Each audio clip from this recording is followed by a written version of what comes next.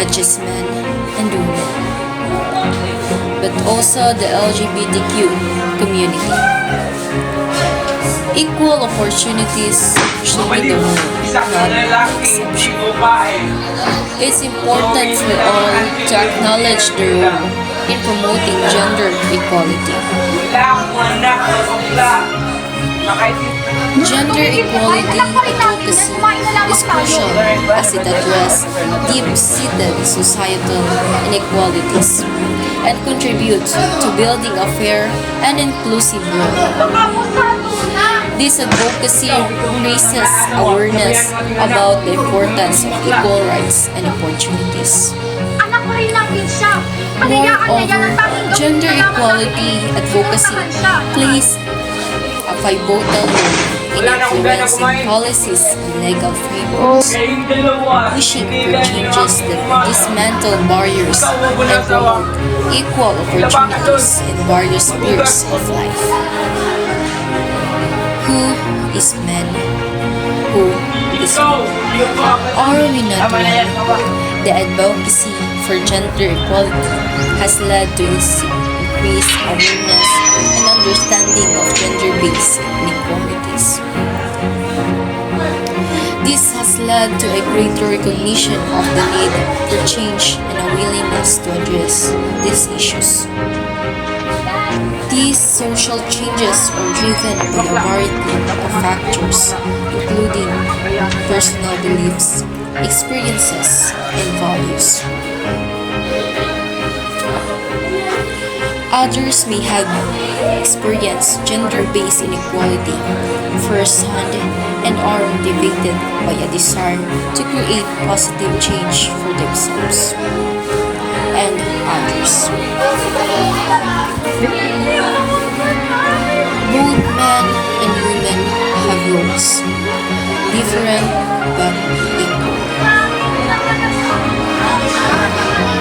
Let's all aim for a future without gender-based discrimination, to all of the access and opportunity, where every voices are heard and where unity is more powerful in division. Discrimination is the treatment of a person or particular group of people differently in a way that is worse than the way people are usually treated.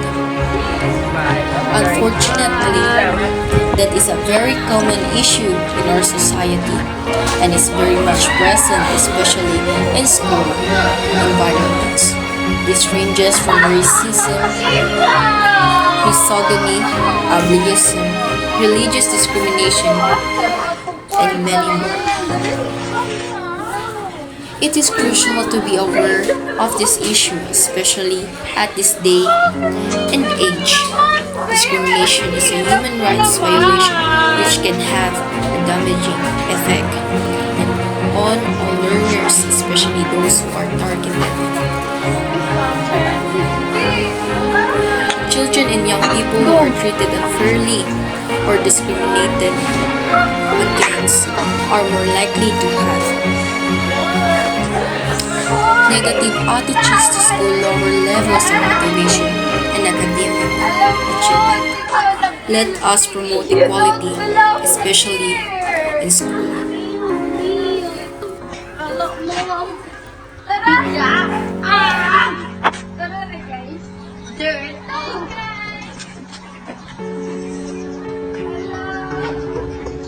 Time for a moment to breathe. Relax with natural tea. C2 green tea. Enjoy relaxing with C2 green tea. Enjoy C2 with green tea. Enjoy relaxing with C2 green tea. Gender equality liberates everyone, not just men and women, but also the LGBTQ community, freeing us from the confines gender stereotypes. Equal opportunities should be the norm, not the exception. Let's uplift and empower LGBTQ. Remember, equality doesn't discriminate. It's important for men and women to acknowledge their own roles and promoting gender equality. Aligning their voice and action with those who open interest is striving to reshape society for the benefits of all. Everyone, includes LGBTQ community, should feel empowered to express their own strengths and sensitivity.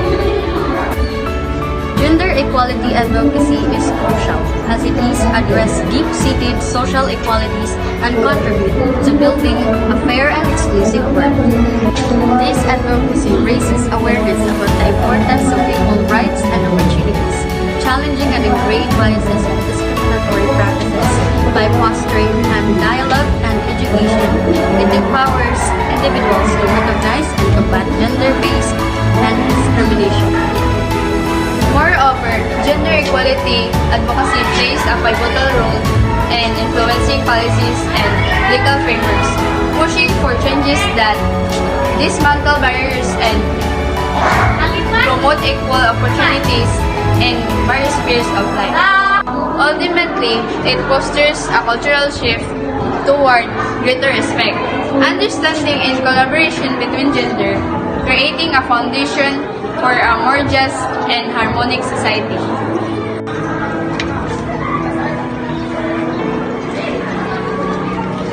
Who is man? Who is woman?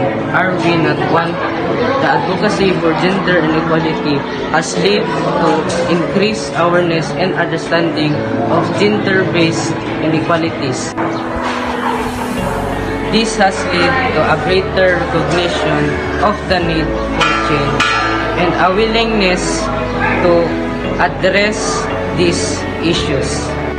As a result for advocacy for gender equality, there have been changes in our society norms around gender roles and expectations.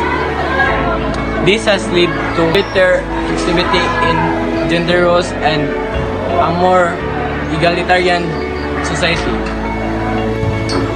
These social changes are driven by a variety of factors including beliefs, experience, and values. Many individuals believe that promoting gender equality is important because it is the right thing to do, as it aligns with their personal values around fairness, justice, and human rights. Others may have experienced gender-based inequality. Persons are motivated by a desire to create a positive change for themselves and others. When the sun rises, it rises for everyone. All human beings deserve an equal treatment. Both men and women have roots different but equal. Your gender doesn't define you. Your attitude does. And it makes sense that no matter what your gender, you deserve to have an appreciation and not discrimination. Let's all aim for a future without gender-based discrimination, to all of the access and the opportunity where every voices are heard and where unity is more powerful in division.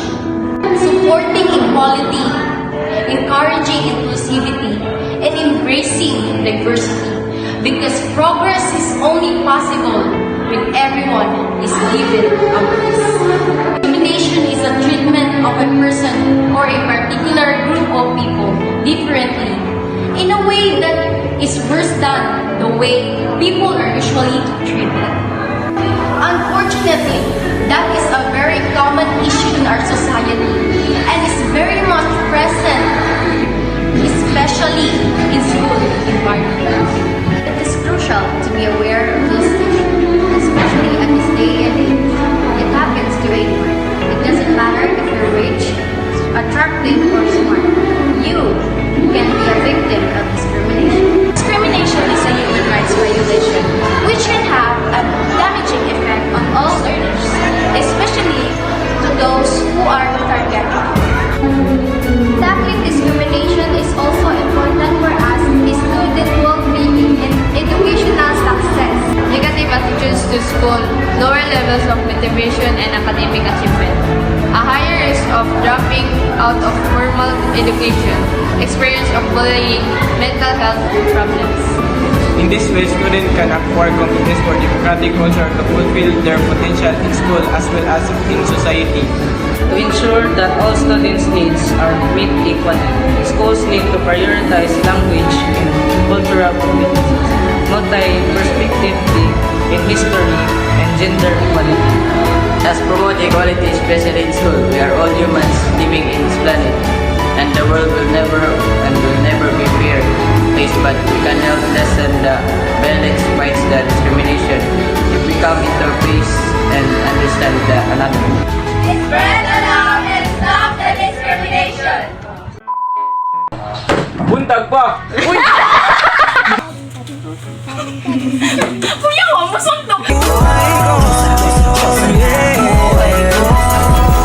Isa kang lalaki, hindi bakla.